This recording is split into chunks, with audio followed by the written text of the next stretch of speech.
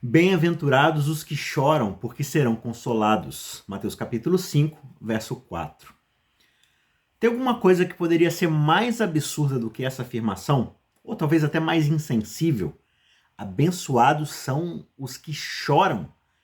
Na maioria dos léxicos e dicionários de grego, a palavra que invariavelmente aparece ao lado da expressão bem-aventurados é felizes, alegres. Essa é uma palavra que denota justamente uma condição próspera e favorável. Alguns dicionários até enumeram bem-aventurado como sinônimo de feliz, de alegre, de realizado. Então, como é que Jesus pode chamar aqueles que choram de bem-aventurados, de felizes?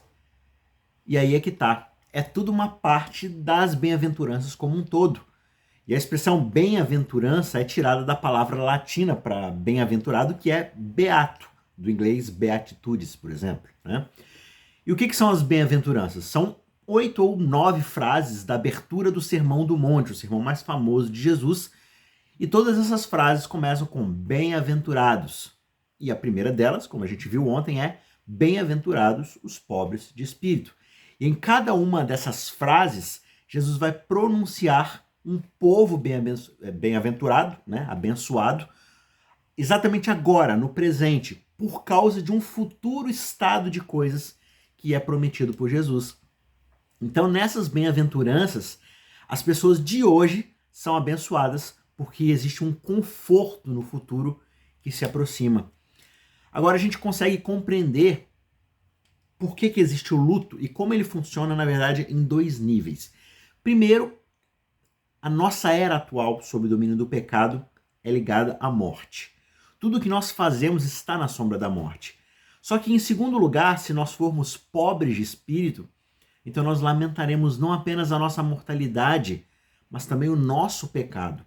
Ou seja, as pessoas do reino, elas não estão só conscientes da presença da morte lá fora, ao nosso redor, no nosso exterior, mas também da morte que opera aqui dentro de nós. A morte causada por causa do pecado, a morte que nos trouxe o afastamento de Deus. No entanto, Jesus ele diz: bem-aventurados são os que choram, pois serão consolados. Existe uma resposta futura para a morte aqui, uma resposta para a morte lá fora, assim como para a morte aqui dentro. Numa única frase, Jesus ele consegue condensar três forças distintas na vida cristã e mostrar como elas se interrelacionam. Um membro do reino de Cristo é alguém que simultaneamente chora e é abençoado. Não é que eles esqueçam o luto porque de repente são abençoados, não. A sua bem-aventurança ocorre precisamente no luto. E isso porque o futuro que é prometido por Cristo está fazendo a sua presença ser sentida no aqui e no agora. O amanhã entra no hoje, invade o hoje, não para me isentar da realidade do hoje, mas para transformar a minha experiência nele e me preparar para esse amanhã. Então, dessa forma, Jesus ele ensina a natureza inquebrantável do reino dos céus. Cristo traz um reino que vai corrigir todos os erros. Só que, mesmo nessa antecipação dramática dessa reviravolta, a perspectiva dela transforma o presente. O luto ainda é luto, a gente ainda sente essa tristeza, só que é um luto abençoado. Essa é a maneira como Cristo vai entrar no mundo, como ele entrou no mundo.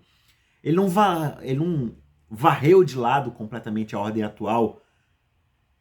Ele atravessa pela morte. Ele sente o luto pessoalmente. Ele entra no nosso tipo de vida e o transforma por dentro. Ele estabelece a sua nova vida no meio dessa vida atual.